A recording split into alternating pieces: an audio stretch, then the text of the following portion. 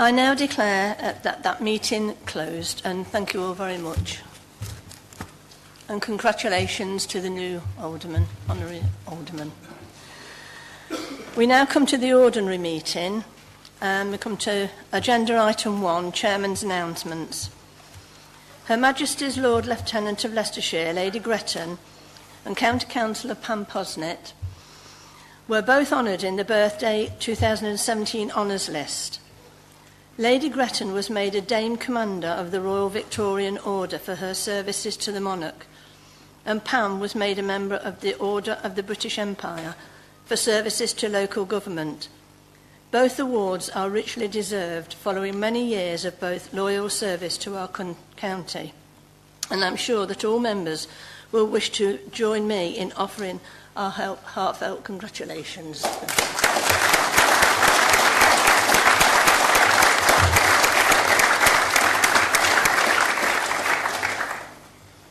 Visitors, I welcome to the meeting all visitors and guests and members, and of course everyone who is joining us on the webcam cast today. Item 2 on the agenda, minutes of the previous meeting. May I have a seconder, please? Thank you very much, thank you. All agreed? Item 3 on the agenda, to invite members who wish to do so to make declarations of interest in respect of items on the agenda for this meeting. Are there any declarations? No? Thank you. Item number 4, questions asked under standing orders. Dr. Hill is not present, so the questions she submitted cannot be put forward, so there it will fall. Can I just clarify that the replies to the questions to be relevant to the question? Thank you. I've received a supplementary question and now call on Mr. Galton to give his supplementary question. Thank you. Yes, thank you, Chair. Thank you for the answer, Leader. Can I just add, in the light of recent events, does he really think there'll be an appetite for changing the formula? And would we not have more chance if we became the 7th county of Ulster? Mr. Rose, would you like to reply, please?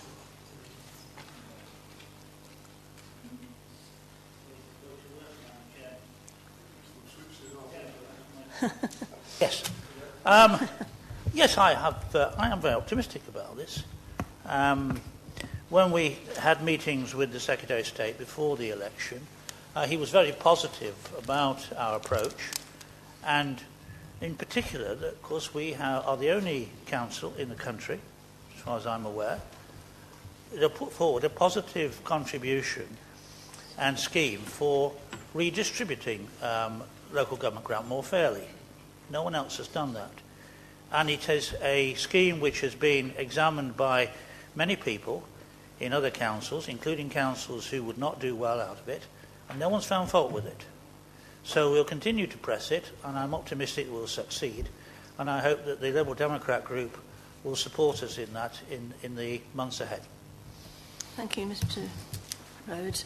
Mr. Kaufman, do you have a supplementary question? Thank you. Thank you, Madam Chairman. And I would like to thank Mr. Old for his comprehensive answer to my question. But I do have a supplementary, and I wonder if you could help me with this. My question is, how many children living in Oadby have actually been refused entry to Oadby schools in the last year? And as a further supplementary, on the third paragraph down, you said we have already explored a number of measures to ease the pressure.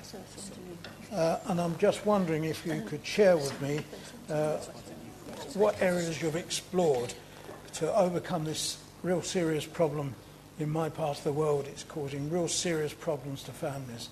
Thank you, Mr. Kaufman. And the first question was not relevant to the question. So the new question, sorry. So it's not a supplementary. Mr. Ivanold, would you like to respond to the... Over the next few weeks, there are a series of meetings that all councillors have been invited to attend to look at the demographic profile for each district or borough council. The first meeting took place today, which was for Melton. And I think that when we have the meeting for Oadby and Wixton, which I'm sure Mr Kaufman will want to attend, that we'll be able to answer his question more comprehensively than I can do so today. Thank you, Mr Auld. The next question, Mrs Broadley, and I think Mr Blunt is going to reply. Thank you. Thank you, Chair. The lead member has answered my question, question 1, but the second paragraph reads, the result of this service restructure is that as of the start of the financial year, the department had identified savings of 1.63 million against departmental staffing budgets and had dealt with the majority of posts that were unfunded. Can I have clarification on what dealt means? Mr Blunt. Madam Chairman, I think you'll realise from the reply that it's quite a technical issue we're dealing with here, and if it's okay with you, I'd like to do a written response to Mrs Broadley. Thank you very much. Thank you. Written response. Thank you.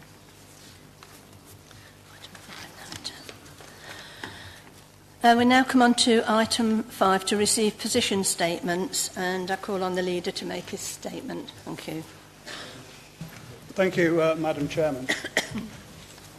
As you can see, my position statement is quite long, so I'm going to abridge it, but the full statement will form part of the record of what my statement is. So if I don't mention something and people want to ask questions about it, I'm perfectly willing to attempt to answer them today, but I don't intend to read the whole thing, otherwise we'll be here forever.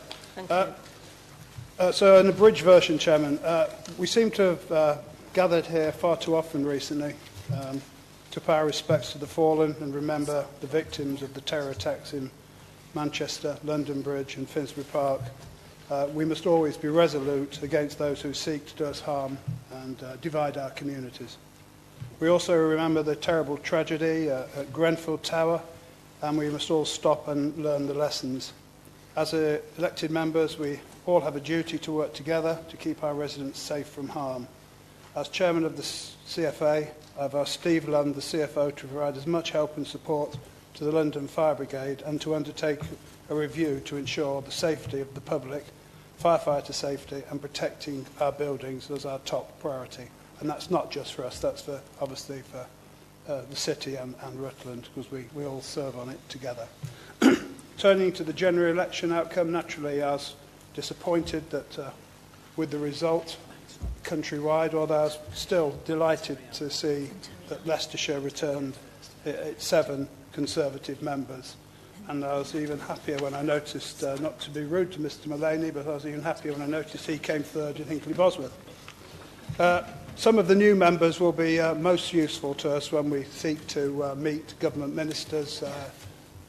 Mr O'Brien in Harborough was a high-up political spad in the last government, and we certainly want to make use of him and make use of his contacts, and he is the first Member of Parliament which we're going to meet on the 14th of July, and he's going to come in with Blake, because Blake, as the leader of Harborough, knows him well. We will continue to get clarity on social care and education funding.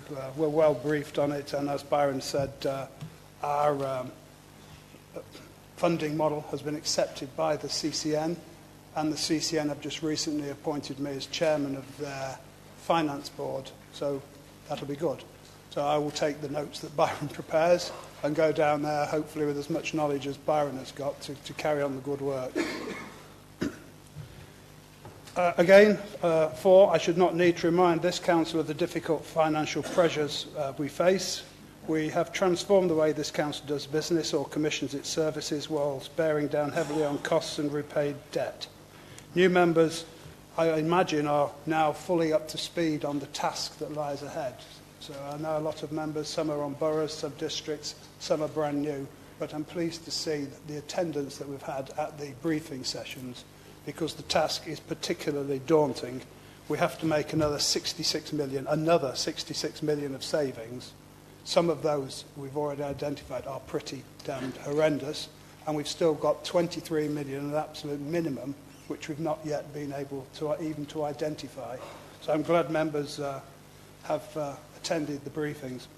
We don't enjoy making cuts, don't think we do, but we, you know, our view is there is no magic money tree. I know Jeremy invented one during the election, but until somebody shows me where it is, and until somebody tells me where it is, we've got to carry on with the money we've got to protect the frontline services as much as we can.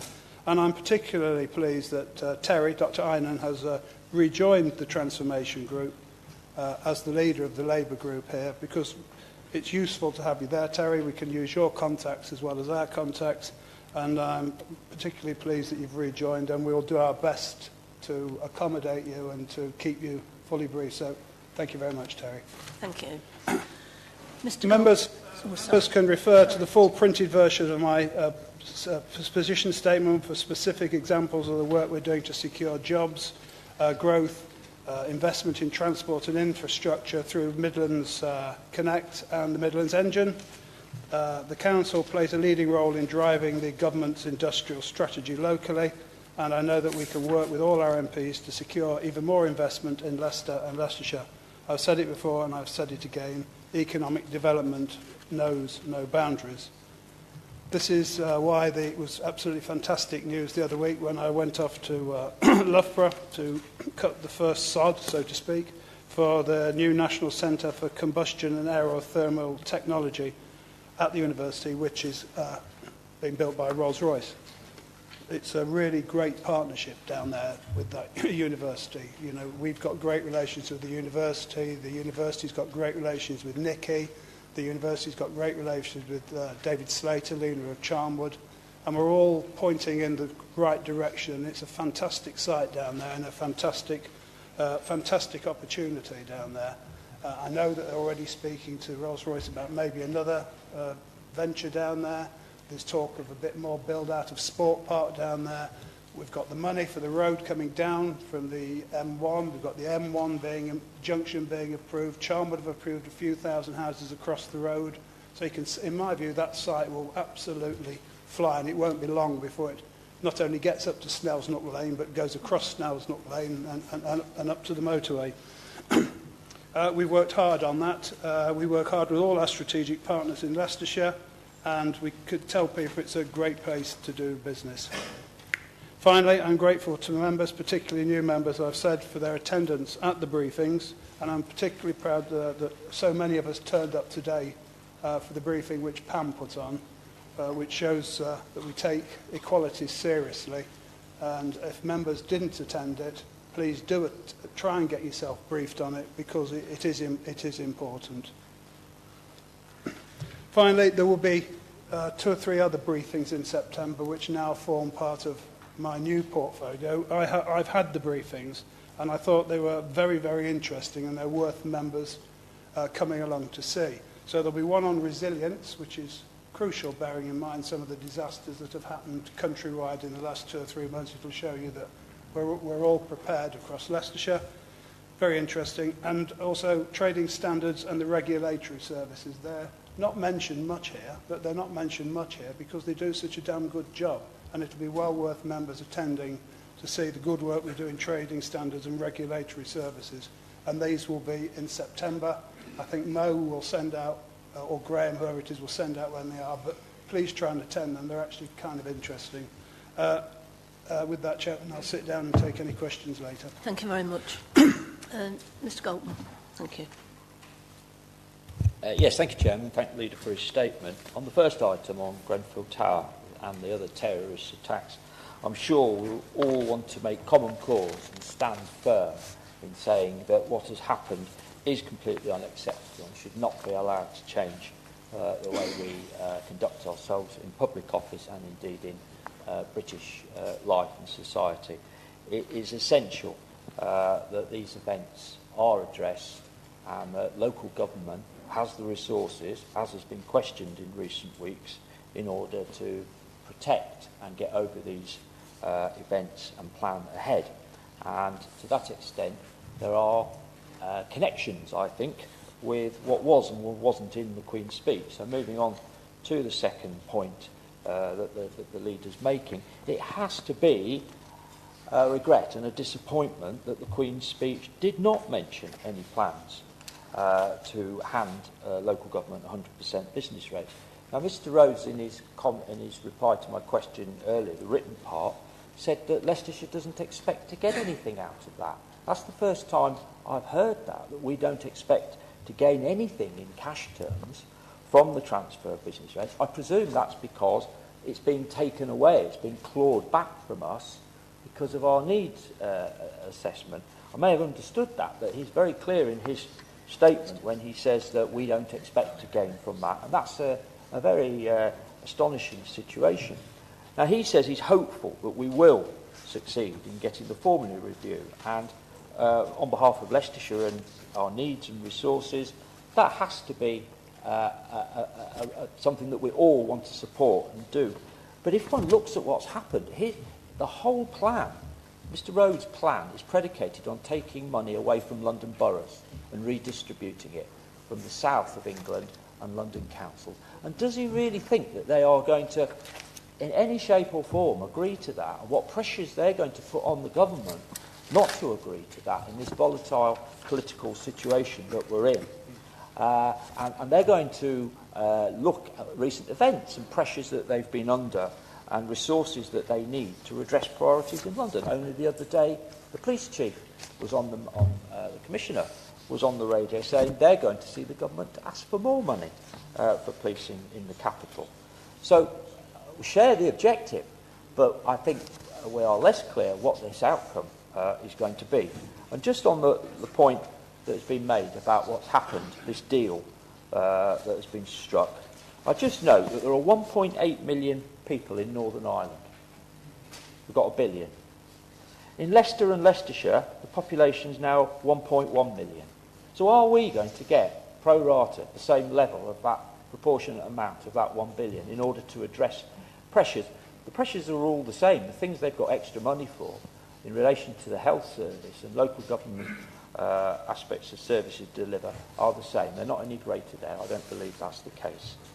So what we have had, Madam Chairman, the second Prime Minister in as many years to call an election or a referendum for party political advantage rather than the country's. We were promised strong and stable. We were against a coalition of chaos. Haven't we just got those two things now in reality? Is that not what we're going to have for the next few years? Thank you, Chair. Thank you, Mr Bolton. Dr. Owen, thank you. Chair, and I thank the leader for his statement. And I would like, in the light of the qualities training that we had earlier, to wish members Eid Mubarak, because, of course, this is the week of Eid. And we should all be pleased that some of our fellows are being able to join us at lunch, which is nice. I'd also like to join with both of my colleagues in deploring what has happened at Grenfell Tower and, of course, the terrorist attacks. But particularly, I think, for us, Grenfell Tower hits home. We are members of authorities who have responsibilities. And I'm very pleased to hear that we will be looking at resilience and regulation in future, because I think we will be looking to see how this pans out. But I think we will all have lessons that we will want to learn about how we regulate housing, and though we are not directly a housing provider, how we respond to disasters of this nature. The elections, yes, they were somewhat disappointing, weren't they? We were promised a strong and stable government. We don't seem to have got one, and far from letting us just get on with the job, which was, I think, another of those phrases Linton Crosby sold to Mrs May, we're left with this uncertainty about funding. And I do have to agree with Councillor Galton. Fair funding, yes, of course we all want fair funding, but we seem to have at the moment a government that reacts rather than proacts, and the fairness of the gift to Northern Ireland beats me as much as I think it does many people here. Councillor Rushton mentioned the 60 millions of saving, 23 millions of which we haven't yet identified. And it is for that reason that I am prepared to, with the support of my Labour colleagues, join the Transformation Board. I do hope that there I will be better informed about the difficulties that we face as a council and work with this council, but by scrutinising it and challenging my colleagues where necessary. I was very pleased to see the comments about the Rolls-Royce investment and transport for East Midlands. There is much in here to welcome. I think we also need, though, to be thinking about this increased intelligent connectivity. I think that's something that we would all look forward to with transport. There are issues in Leicestershire and in the rural areas with getting to some of these centres of excellence and where the jobs will be. And for some people, they are the left-behind communities, and I do represent one of those, where it can be difficult to get to places like science parks, like East Midlands Airport, where the jobs are. And I do think if we're going to increase intelligent connectivity, as well as HS2, which some of us doubt does a great deal for Leicestershire, and particularly North West Leicestershire, it would be good if we could look again at opening up the Leicester to Burton freight line to some form of passenger traffic. So with those, thank you very much, Chair, and thank you, Leader, for your report. Thank you very much, Mr. Hunt. Thank you.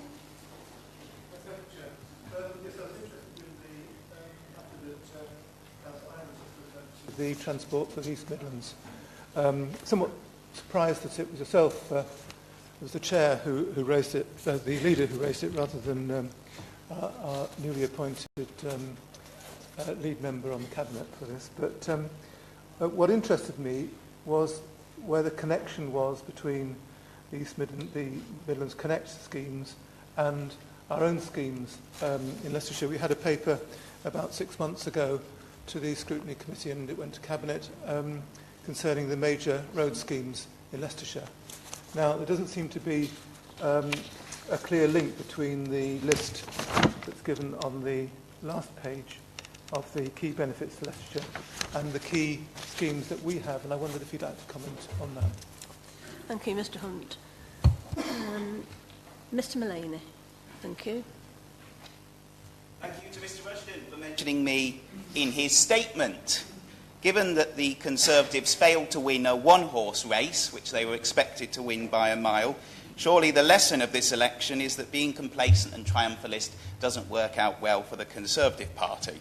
As Mr. Rushton mentions in his statement, our authority continues to be massively underfunded.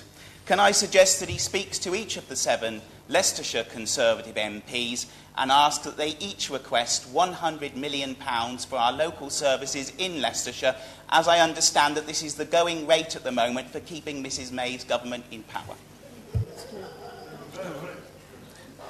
Thank you, Mr. Mullaney. Mr. Rose, thank you. Yes, thank you, Madam Chairman. Let me cast a little bit more light on the question of business rates. Currently, business rates raised in this country at approximately £12.5 billion more than actually is returned to local government through the rate support grant and the redistribution of rates. Much of that, of course, is used by the Treasury to fund other services which are provided by central government. In the proposals for devolving business rates, there are numerous meetings and discussions about which of those grants and services could be devolved to local government, effectively to mop up the £12.5 billion so that it was a neutral effect on the Treasury. My contention is, and I have said this to ministers and also to many colleagues at the LGA and CCN, is that really that is too optimistic from the point of view of the government, a way of looking at this, and what they should consider is to put a proportion of it, and it's about £2 billion, to level up the funding across the country. And that way you wouldn't need to take anything off London councils. Now, I hope that's what they'll actually do. I think there's quite a mood at the moment to take a fresh look at local government, which is, without a doubt, taken the brunt of the austerity cuts in the last few years compared with other services. And if that were to be done, then we would achieve our objectives. Just to mention about Dr. Einan, who's joined the Transformation Board, and I'm very pleased that she has done that and back in her group. And I can tell her that her membership will be productive, and I look forward to her proposals and to her contribution to that board. Thank you, Madam Chair. Thank you very much. Thank you. If there are no more comments, we'll come on to the lead member for health. Sorry, do you want to respond? Sorry, yeah, we just come back from Mr. No problem, Madam Chairman. On the transport stuff, obviously, the reason it's in my statement is I serve on the Midlands Connect board for representing the East Midlands, so it's to inform you of what the work I'm doing there. Blake serves on the East Midlands Advisory Board because I subbed for him the other week. And good news for us is on the East Midlands Advisory Board, SPS is the chairman, so we get good representation on that. Sir Peter, rather. Yeah. And the guy from Lincolnshire is the other member. So we actually cover the bases between us on this. So it has to be a leader on the Connect board and the engine. It's just the way it is. Mr. Mullaney, yeah, certainly I'll ask them, but I'm not too hopeful. But you make a point, and it certainly will be a point that I will make to the members of Parliament. The same as Simon says, if they can find money for Northern Ireland, it would not be. I would not be serving the best interests of the people of Leicestershire if I didn't at least mention it to them that they can find 500 million a year for that. we expect to be treated the same, or at least move towards be treated the same. On the coalition of chaos and money trees and all those anachronisms that came out during the election, all I can say to you is that we here in Leicestershire as a Conservative group are not a coalition of chaos. We are a strong group, we increased our majority, and we intend to do the best we can for the people of Leicestershire with the money we've got at present while constantly pressing for more. One of the good things about, I hope, with having the DUP in coalition is that we can do a deal on Stormont, because that is crucial. Tomorrow is the deadline day for the resitting of the Stormont assembly, whatever it is. So hopefully now there's some more money there. The Sinn Féin can compromise a bit, our guys can compromise a bit, and a deal can be reached, because what we don't want is it reverting back to how it was in days of old when people used to blow each other up because they were the wrong religion. Terry, again, I can assure you, the same as Byron, who leads the Transformation Board, has done, that we will keep you informed. We do welcome your contribution, and while you're there, we will treat you as the official opposition, so you will get good service from Byron and good service from me. And if you get any problems or any questions, we'll do our best to help you, because I think it's important that us two major parties stick together when we're looking at transformation and going to government. Thank you, Madam Chairman. Thank you, Mr. Rushton. Now we have a position statement from the member for health, Mr. White. Thank you. Thank you, Chairman. I don't intend to read this. There's a lot of information in there, and I think colleagues might agree that it's positive and encouraging information. There needs to be a lot more integration. You'll see that word right through this whole statement, and it's being driven in Leicestershire by our Director of Health and Care Integration and a Director of Adults and Communities. We have enormously good relationships with our partners. We know, I think, that there's no white knight going to ride over the head and put this all right. We have to work together. Sometimes it's difficult work. It involves a number of agencies. But I think in this county, in this region, in this sort of health economy, we have some really good relationships and we're doing some really good work. And there are 4 particular schemes that are mentioned there. There are more. Lightbulb was mentioned first. I'm really pleased that all districts are now signed up and Lightbulb is being rolled out. I myself had a constituent problem that Lightbulb has already solved. And it was an absolute joy, because Before Lightbulb, I would have been talking to 3 or 4 different people across all agencies. Now one person solved one problem, and the person involved was extremely delighted. The other one I will mention is the integrated data work that's going on. I can't stress how important that is.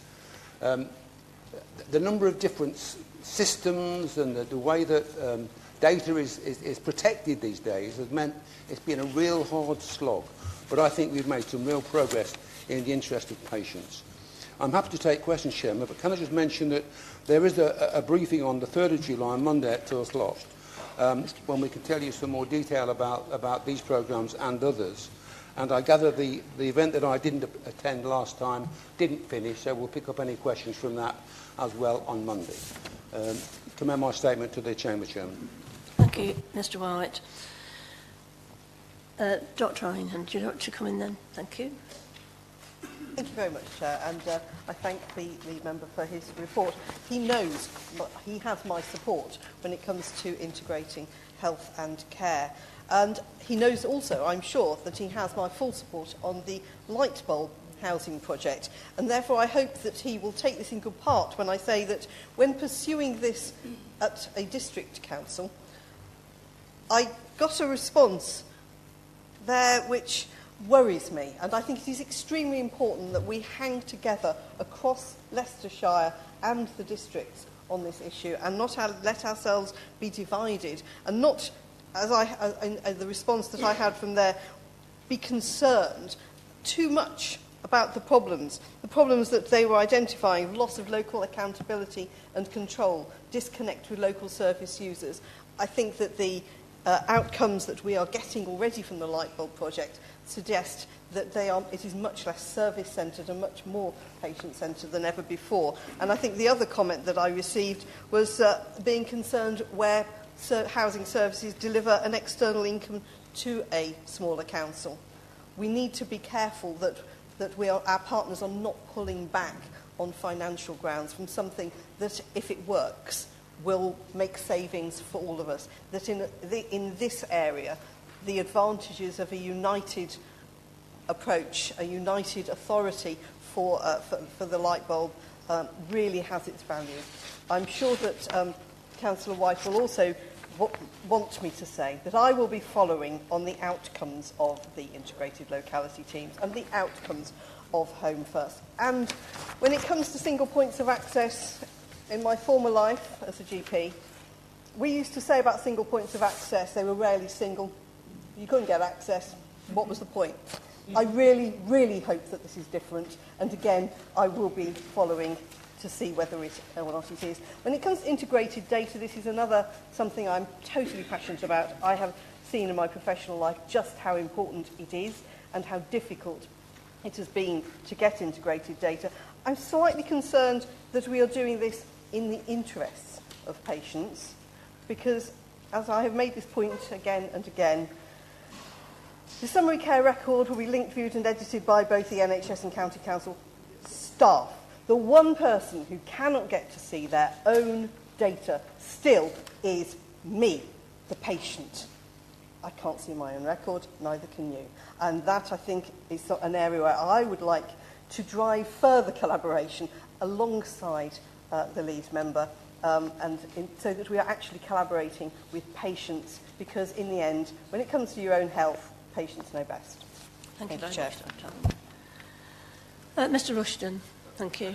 Just briefly, Chairman, I want to formally place on record my thanks to Ernie for the good work him and Mike Sands and his team do in not only with the job, but delivering integration, working with the city, working with Rutland, and trying to work with the NHS. And then just one brief one, Ernie. Hope Rosemary doesn't mind. I don't want to embarrass her, but Rosemary, the clerk here, Ernie, yesterday had a meeting with the City Council and ourselves about the heart unit. We were good as a county, City were good as a city, but the NHS apparently were pretty appalling at answering the questions. And if you can have a word with Rosemary after the meeting, Ernie, if it's okay with you, I want to write a fairly stern letter to the Secretary of State and someone in the NHS telling them we expect to be treated with a lot more respect than they were treating us. Sorry about that, Rosemary. Thank you. Mr Welsh, thank you. Thank you, Chairman. I just want to speak briefly about the light bulb project. One of the things I think we're going to have to get used to if we're going to have to live with restricted budgets from central government is doing things in a different way. Now, I've been a member at Blaby a long time now, and Blaby District has done an awful lot of work on using something called systems thinking, which is to drive out waste and start focusing on what matters to the individual at the end of a service. Now, I'm not a supporter at all of unitary status. I don't think it would benefit Leicestershire, but what I am certain benefits Leicestershire is working in close cooperation in such a way that to the service user, they see a single service. And I think the great thing about Lightbulb is that it strips out waste, focuses on the end user, and it makes it transparent to that end user, whether it's a district council, whether it's health, whether it's the county council. And this is an example of how we should go forward in working in partnership with the districts, and this is how to strip waste out. I think this county council can learn a lot from looking at systems thinking, looking at the successes that have occurred at Blaby with all party support, at cutting costs, at improving service, and making service relevant to the service user. Thank you, Chairman. Thank you, Mr. Welsh. Mr. Wyatt, would you like to respond? Thank you. Chairman, just one or two comments. Thanks, Jeff. I was too modest to say that Lightbulb started in Blaby. The ex-leader of Blaby drove that programme through, and I think it's proving to be well worth doing. It is based on system thinking, as you say, and it works for patients, and that's what matters. The point that Dr. Arnold made is well taken. I think I've said before, when you make one of your very well-regarded speeches, I guess in another context we'd have to pay you for it. So thank you for your support. I appreciate that. The leader mentioned the scrutiny on Glenfield. I've already picked up from Lee the attitude and the mannerisms of NHS England. It was exactly the same at the first joint scrutiny in the city, when I think I came back here and said that NHS England were absolutely woeful. You would expect people of that stature, of that station, of that expertise and knowledge to be able to explain themselves. Just to say we are proposing this because, and make a case, and be persuasive, and make us all think about whether we are right about trying to save and protect this valued service. Well, I'm damn right we're going to protect and try and save it, because I don't think they have a case, and if they have, they just simply fail to explain it. And if the leader's going to write strong letters to important people, I'm all for that. Just finally about resources in partner agencies. Yes, everybody's stretched. But the good relationships we have mean that where there are problems with financing a new service, we sort it out together in the integration executive. It's not your fault or my fault or you didn't do this. We do it together. And I think that's the enormous strength of the integration work in Leicestershire. Thank you, Chairman. Thank you, Mr. Wyatt. We now come to position statement of the lead member for Environment and Highways, Mr. Payne. Thank you. And thank you, Madam Chairman. And it's my pleasure to bring to this Council's attention some really good news on a responsibility, a function that we all use, and many millions more do too, which is our roads. The National Highways and Transport Survey really does bring a focus on something that we're in danger of overlooking, something that's before our noses, if you like. It doesn't mean that we have perfect roads in the county. I'm sure many members here have casework that they're dealing with which demonstrates that point. But what we should be extremely proud of is that we have a set of satisfaction survey results here that demonstrate that we are, in terms of public satisfaction, the best county council for the condition and quality of our roads. And that's supported by some independent analysis and benchmarking by the Department for Transport, which categorically says that Leicestershire has the best roads across all of the road classifications in the whole of England, something we should be proud of. The National Highways and Transportation Survey undertakes an annual National Public and Public Representative Satisfaction Survey through Ipsos Mori, Now, many of you will be familiar with Ipsos Mori. They are the second largest pollster in the country, and I think they were perhaps the first pollster to recognise the shortening of the polls during the election that's just gone. So maybe we should give some confidence and credibility to their findings. The survey covers a wide range of highways and transport services, and Leicestershire County Council has taken part in the public part of the survey for the last 9 years, and the public representative part of the survey for the last 4 years. And I'm delighted to inform you that out of those 9 years, we have been, in terms of public satisfaction, the highest ranked county council in 8 of those years, a real achievement. Now, the survey results provide us with an invaluable source of information, which helps us to forward plan, it helps us to prioritise where we put our limited resources in the Highways and Transportation Department, and it helps us to put together programmes of continuous improvement. So they mean a great deal to us here in Leicestershire. Now, the actual results of the survey, as I've just alluded to, are very satisfying. And what I'm particularly pleased about is that we have the highest satisfaction rate out of all the 28 comparative county councils within the survey. Just for information, I believe there were 106 authorities that took part in the survey. We are in the top quartile for cycle routes and facilities, public rights-of-way, traffic management, road safety and highways and transportation services overall, which again should be commended. It's particularly remarkable because the authority spent about £26 million in 2015-16, which is reduced to £22 million in 2016-17. The challenges are steep.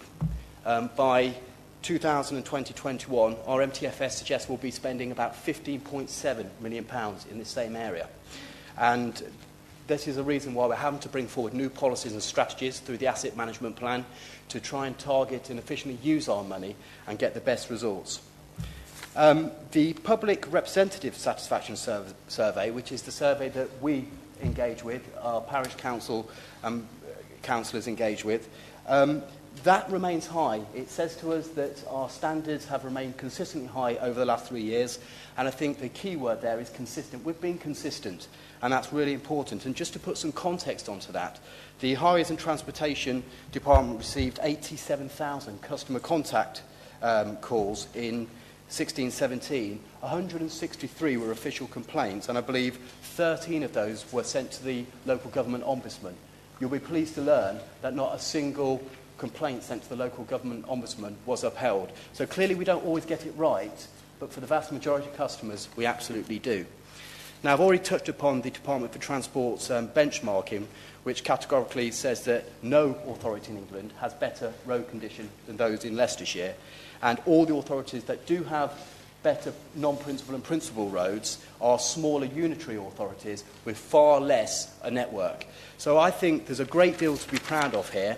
And finally, Madam Chairman, I just want to put on record my thanks to the previous lead member for this area for not only presiding over a period where we've seemingly got good results, good public satisfaction, but with reduced funds. But more importantly, I want to put on record my thanks, the whole Council's thanks, to Phil Crossland, the Director, his team, the Assistant Director, Jogel, and Anne Carruthers, and the whole of the Environment and Transport Department for their hard work, their dedication.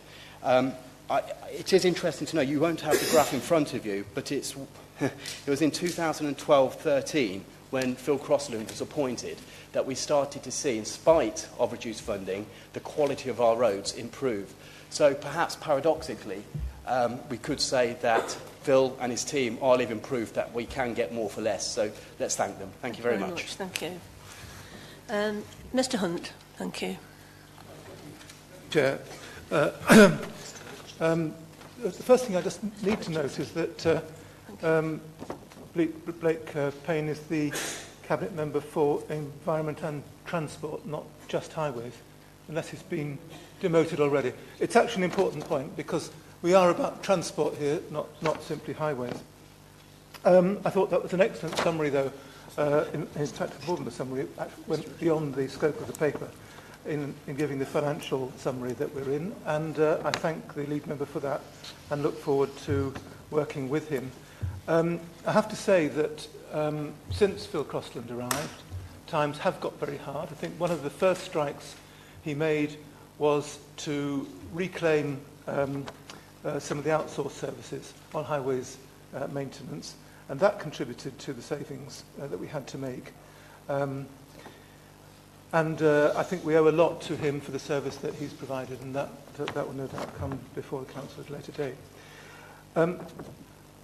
As far as the figures here are concerned, it is extremely satisfying to see that we are still top of the quality list of the maintenance of highways. And that is in no mean thanks to all those involved. The figures of these surveys, however, are where the thinking needs to start, not where it stops. Just to give you an example, we are top of the tree in terms of highways quality, but that doesn't mean to say that we all haven't deteriorated. This is a relative figure, not an absolute figure. But it is something to be proud of. But I finally wanted to refer to the table at the back, which indicates where the public's acceptance of reduced funding might be. And that's another example of perhaps where statistics can be misleading. It appears, for example, that road safety is perhaps a less unacceptable economy we can make for the public, but not for public representatives. I think, unless you've been involved in a serious road accident, perhaps road safety is not as serious a matter as you might think. But for representatives, as we are, road safety is incredibly important, and I think there's still some more work to do on that. And another example of where the table perhaps might mislead people, unless we do the thinking, is that apparently cycle paths and similar facilities, presumably footways, are regarded as an acceptable place to reduce spending. And again, unless you happen to be a cyclist or you happen to be mainly a pedestrian, you might not think that those are important, but they are very important, particularly if we want to improve cycling and improve walking. Thank you. Thank you, Mr. Hunt. Mr. Richardson, thank you. Thank you, Madam Chair. First of all, could I thank Blake for an excellent report. It's really good to see such good news, bear in mind the limited funding which is available and the excellent work that this council has done. I'd like to pick up the theme that's just been there on road safety. One of the areas where I still perceive there is a lot of danger on the roads is in areas where drivers are recklessly trying to overtake bicycles particularly. Now, we have done great works as a council putting in cycle paths, and I would like to ask the Cabinet portfolio holder, is there any chance that because the most dangerous areas where you see this aggression is when you have a cyclist in the road cycling next to a cycle path. And I just wonder if there's anything we can do in the way of education or even at the end of the day perhaps through the law of saying that if there is a cycle path it should be used by cyclists rather than the road. And I think that would help to reduce further accidents across the county. Thank you very much, Mr. Richardson. Mr. Rushton, thank you. Just a brief one to Max in particular. It's probably best if I answer the question rather than the lead member.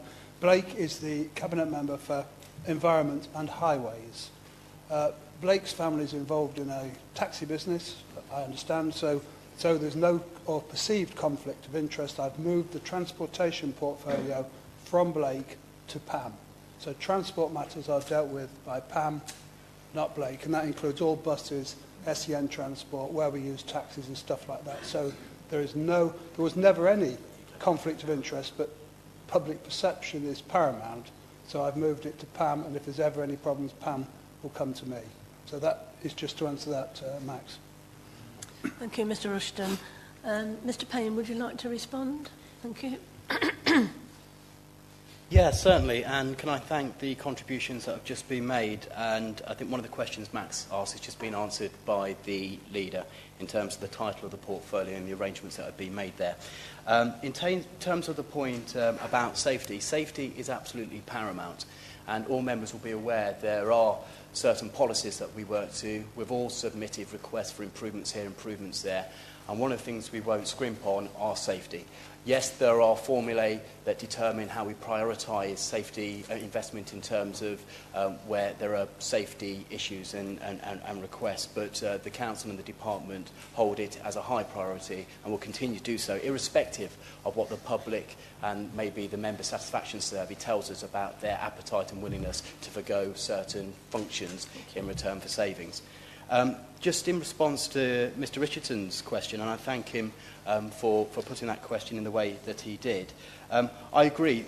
It sounds to me cycle paths is something of maybe a regulation issue, but of course, being the rural county that we are, there are many country lanes where it would just be simply impossible to put cycle paths, so naturally you are going to get cyclists coming in close contact, perhaps, not too close, we hope, with motorists. I just want to remind Council that at a previous Council meeting, Max put a very good question down about what we're doing in terms of supporting cycling, walking, because these are very important modes of transport in terms of dealing with not only congestion, but encouraging people to behave in a certain type of way that obviously accommodates a cleaner environment.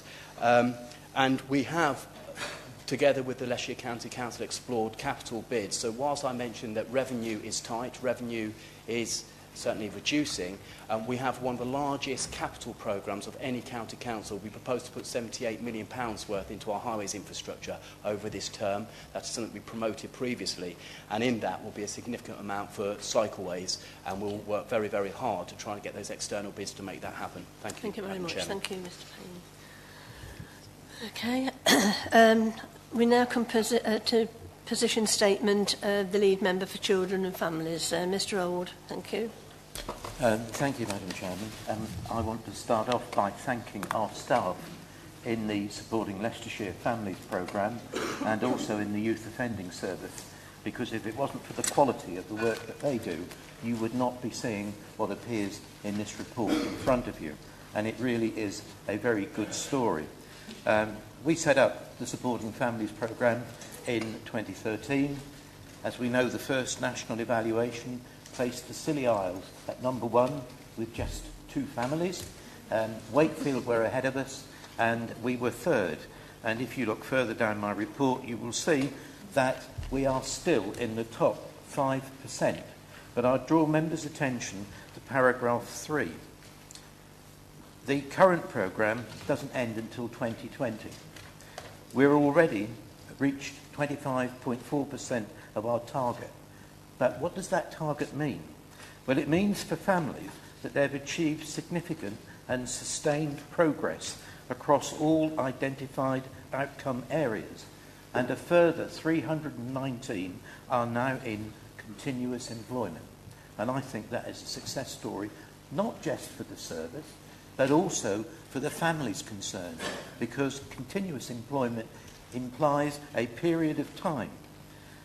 The 6 outcome areas that are defined at the moment, crime and antisocial behaviour, domestic abuse, children in need, children in education, progress to work and employment and health, are not, in my view, as comprehensive as they might be. When you deal with family breakdown, there is reference to what is known as the toxic trio of mental health problems, substance abuse and domestic violence. And I think at some stage in the not too distant future, I hope that the criteria will be changed to include a specific reference to what is commonly known as the toxic trio.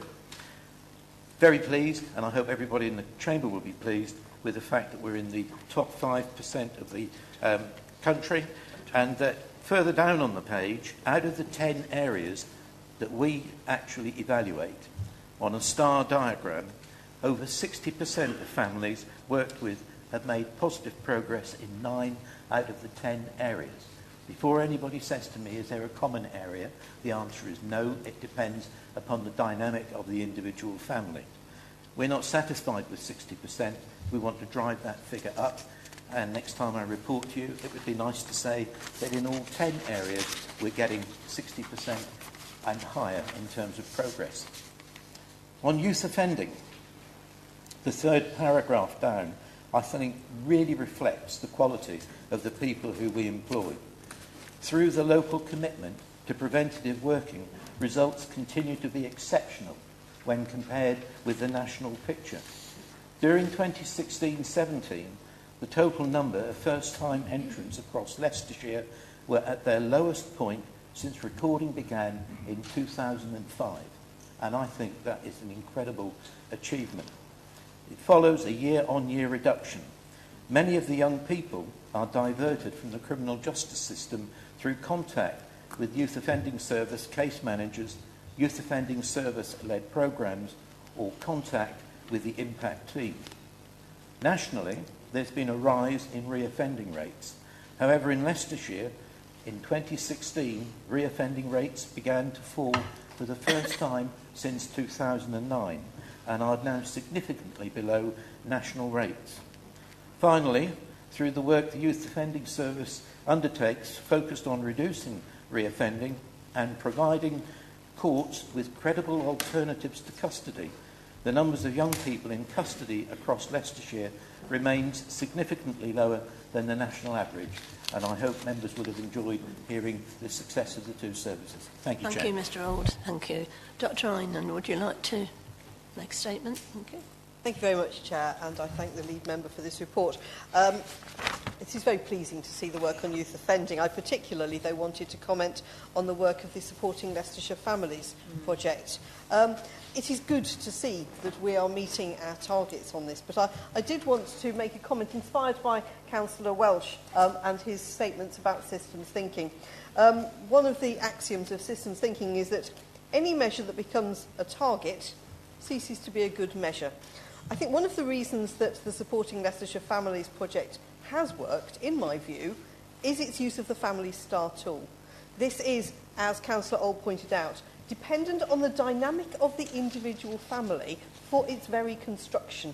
It is not, therefore, an external target, a target that is imposed upon families or even imposed upon our staff. It is a target that is designed by the family with the worker, that works with the family to decide what would improvement mean to you.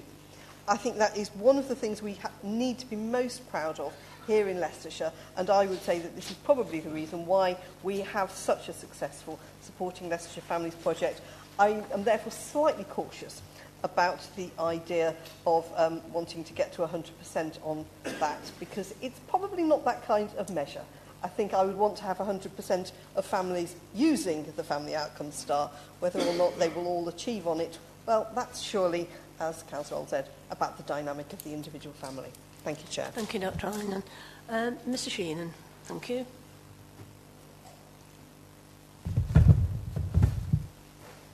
Thank you, Chair. Yes, I do welcome the continuing explanation from the lead member of why preventive work is effective in concrete terms. It's very important that we hear that, because all of these services come under pressure from threatened cuts, and I will certainly be there fighting if there is any attempt to make cuts in preventive work. You can't really take money away from preventive work, you can only borrow it, because you always end up paying it back with interest later on. So keep explaining why it's working, Ivan. Thank you. Thank you, Mr. Sheenan. Mr. Old, would you like to respond? Thank you. Thank you, and I'd like to thank Dr. Einan for a very clear exposition of the success of the Family Star diagram. And having been the member who was around when this was all set up, one of the targets that we had, if you pardon me using that word, was that we had to have an internal system that enabled us to show progress. And we actually were not asked to put that system in by national government. We introduced it locally, and I think it's been very, very effective. I'll still aspire to 100%, even though I take the caution that you put. And of course, Sean is correct in what he says about preventative work. If you take away the resources for preventative work, you will inevitably drive up acute and chronic costs at a later stage. Now, currently, we have an 8% increase per year in the number of children being taken into care. That's actually quite unsustainable. However, if you look back to 2005, when I first took this role on, we had 350 children in care. Today we've got 510. That is not an 8% increase. over a 12-year period. And I would like to think, and indeed I will always argue, that it's the success of our preventative work which has stopped as many children coming into care as we find from our benchmarking neighbouring authorities. Thank you, Chair. Thank you, Mr. Ord. I'd like to thank the lead members for their statements. Thank you. We now come on to Agenda 6, report of the Scrutiny Commission. Speaker Mr. Galton, would you like to give a report, please? Thank you. Chairman, you'll be pleased to know I'm not going to go through every page of this report. In fact, I shall be quite brief. This report looks back on the past year of work done by Overview and Scrutiny, both the Commission and the 4 committees. It provides a flavour of the issues and work undertaken by Scrutiny, Commission and its committees in Leicestershire. You'll note that there are now, out of the 4 commissioners, 3 new faces. 3 people are moved on or no longer here. So the commissioners are now Mrs Page, Mr Jennings, Dr Einan and myself. Now I don't want to single out many particular issues, but I hope that, as I say, this gives particularly new members a flavour. The areas that are covered, in my view, initiate from 3 directions. First, matters that are on their way to the Cabinet, and we are able to have an input into that, to look at the proposals, a policy proposal or the officer's report, and make recommendations or flag up issues that we think should change.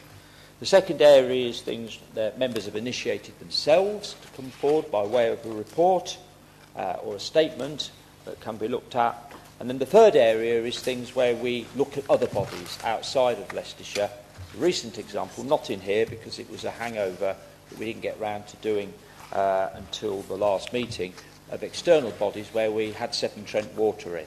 And we particularly looked at their performance and particularly what are they doing to prepare for growth and the growth plan that we all know is going to mean so much more pressure on resources. Other areas, obviously, the Glenfield Heart Unit, where health scrutiny has been involved in that, and certainly we need to keep an eye on that moving forward and the decision as to whether that unit will close. And then I think I would also want to mention the recent Ofsted report in relation to the protection of children, looked after children and care leavers, and that will come forward. Further detail on the action plan will come forward in that, and also school and high needs funding proposals, very topical at the moment, big issue of concern with schools and parents. And then finally I'll mention adults and communities, community libraries. I think over 30 libraries now transferred to be run by local communities and by volunteers. All of those policies have been looked at. Scrutiny has had an input in and has made some changes. So I'll leave it at that, Chair. Happy to answer any questions. I think it will continue to be a busy and interesting year for scrutiny, if for no other reason than the one that Byron has spoke about, and the fact that we will have less resources and money is set to remain as tight as ever. Thank you, Chair. Okay, Mr Galton. Mr Rushton, would you like to speak? Oh, sorry, I will Mrs. speak. Page. Sorry. Thank you, Chairman. I'd like to take this opportunity to thank Councillor Galton and, of course, all the previous members for making scrutiny so successful over the common year. Obviously, I didn't take part in this, so questions will have to go to Councillor Galton, but I'm certainly looking forward to make the next scrutiny year as successful and even not more successful, with hopefully contribution of all of the members, and I'm happy to second this report. Thank you. Mr Rushton, thank you. Just briefly, Chairman, I want to, as leader of the administration, I want to formally place on record my thanks to Robert Sharp for the work he did. He wasn't successful at the election. Obviously, I'm pleased that we won that seat, but Robert did do good work for scrutiny. If it can form part of the record, he may get to see it. Thank Richard Shepherd. Obviously, he's now promoted to Cabinet, and obviously Kevin, he's also now promoted to a support role. And just to, again to place on record that as leader of the administration we take scrutiny very seriously. We, in my opinion, resource it well compared to other authorities that I come across. And I also place on record my formal thanks to Simon for the work he does as well, Chairman. Thank you very much. Thank you. Dr. Aynon. Thank you, Chair. I'm sure that the rest of my group will join me in wishing again to praise this piece of work done by this council. I'm going to concentrate on the process here rather than the content, and thank all those who have been involved in making scrutiny possible, including the Democratic Services staff and the officers providing the data. And I particularly want to make note of the way that our Democratic Services staff make the effort to ensure that big items come to scrutiny before the decisions are made in Cabinet. That doesn't happen in every council, you know. And I think it's important to thank ourselves, members, who take particular responsibility for scrutiny as chairs, spokes on committees, and of course to the scrutiny commissioners who have been mentioned, in particular, of course, to Simon Galton as the chair of the scrutiny commission, and that he is the opposition leader. Not every council does that. And I want to now pay special regard to those ordinary members of all parties who, without benefit of special title or allowance, put themselves forward onto scrutiny committees and provide the backbone of scrutiny on this council. And this is a great report, and it shows how well we do as a council on scrutiny. And I just hope that, as a new scrutiny commissioner myself, along with Rosita Page and David Jennings, that under Simon Galton's leadership, along with the new commissioners, chairs and spokes, that we can maintain the high standards that have been set in the previous years. Thank you, Chair. Thank you very much. Thank you. No more questions then. So we all agree with the report? Yes. That concludes our meeting for today. I'd like to thank you all for attending. Is that it?